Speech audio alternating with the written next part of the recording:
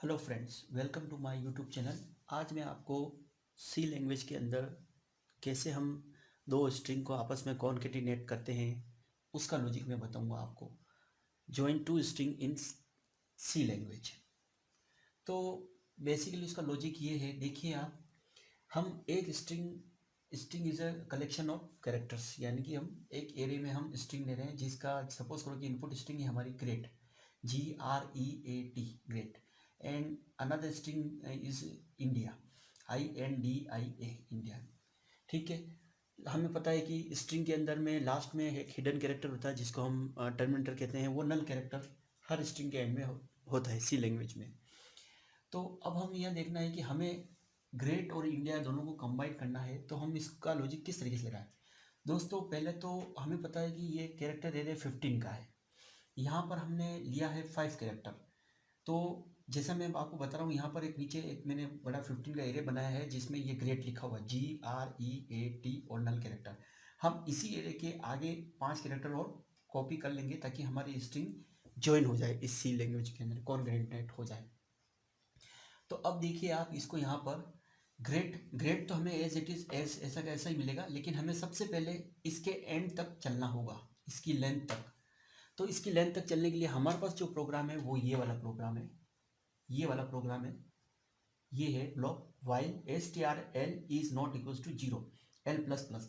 इससे क्या होगा कि हम यहाँ पर 0 1 2 3 4 5, यानी कि हम इसके एंड नल कैरेक्टर तक पहुँच जाएंगे, यहाँ तक पहुँच जाएंगे। ठीक है दोस्तों, अब हम यहाँ पर क्या करेंगे, दूसरी स्ट्रिंग का एरे लेंगे जिसमें हमने ये इंडिया इनपुट कर रखा है। तो दूसरी स्ट्रिंग के एरे में से एक एक कैरेक्टर की वैल्यू उठाकर हम इस एरे में कॉपी करेंगे। तो यहाँ पर देखिए इसका लॉजिक ये बन रहा है आपके लिए पूरा, ये बन रहा है लॉजिक पूरा। वही लेंथ तक एंड तक चलना है, वाइल DSTR। अब यहाँ पर हमने एक दूसरा वेरिएबल लिया k, क्योंकि l हम ऑलरेडी हम यूज ले रहे हैं इसमें। While DSTR of k is not equal to null, मतलब कि इसके अंदर में 0 1 2 3 4 5 नल नहीं है, k प्लस प्लस करेंगे यहाँ पर। और हम क्या करेंगे, l प्लस के वाली लोकेशन पे इस स्ट्रिंग का 0 कैरेक्टर असाइन करेंगे। l प्लस के हमने क्यों किया, क्योंकि हमारे पास l तो ऑलरेडी यहाँ पर नल कैरेक्टर तक था 5, और k फर्स्ट टाइम में इनिशियलाइज में 0 होगा। ठीक है, तो l प्लस के यानी कि 5 plus 0 is equal to 0, is equal to 5। तो फिफ्थ लोकेशन के ऊपर हम वहाँ पर i राइट करना स्टार्ट करेंगे इस जगह पे। तो इसकी जगह पर यहाँ पर राइट हो जाएगा i। फिर जब k प्लस प्लस होगा तो यहाँ पर राइट हो जाएगा n। फिर वापस प्लस प्लस होगा तो यहाँ पर राइट होगा d। फिर वापस प्लस प्लस होगा तो यहाँ राइट होगा i। फिर प्लस प्लस होगा तो यहाँ राइट होगा a। इस तरीके से ये लूप कब तक चलेगा, जब तक कि DSTR में हम k यानी कि नल कैरेक्टर तक नहीं पहुंच जाते, हमारा टर्मिनेटर तक नहीं पहुंच जाते। अब पिछला वाला, अब इसमें क्या करेंगे कि क्योंकि हमें पता है कि हर स्ट्रिंग के एंड में एक हिडन कैरेक्टर होता है, तो वो हमको हम मैन्युअली असाइन करना पड़ता है। जब हम k के एंड तक पहुंचेंगे तो हम उस हिडन कैरेक्टर को यहाँ पर असाइन करेंगे। तो हमारा लास्ट जो AL प्लस k होगा उसकी वैल्यू पर हम नल कैरेक्टर यहाँ पे असाइन कर देंगे। तो L plus k is equal to null character. तो ये हमने असाइन कर दिया, और फिर जब हम प्रिंट कराएंगे तो हमारे पास आउटपुट स्ट्रिंग ये मिलेगी, ग्रेट और इंडिया। तो ये है हमारा स्ट्रिंग कॉन्केटिनेट का एक छोटा सा प्रोग्राम जो कि लॉजिक है सी का, और बिल्कुल सिंपल है दोस्तों।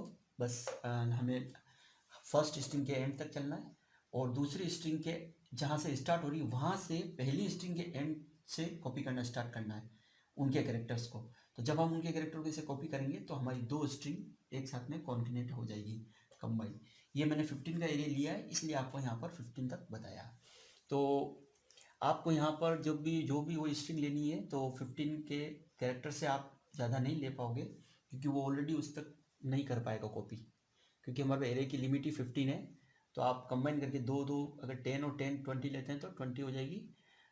मेरा कहने का मीनिंग ये है कि टोटल स्ट्रिंग की लेंथ ज्वाइन करने के बाद में 30 से कम होनी चाहिए, 30 से ज़्यादा नहीं होनी चाहिए, तो आपका ये प्रोग्राम इसमें वर्क करेगा। तो मेन तो ये हमारा लॉजिक है, जो उम्मीद है आपको समझ में आया। Thanks for watching.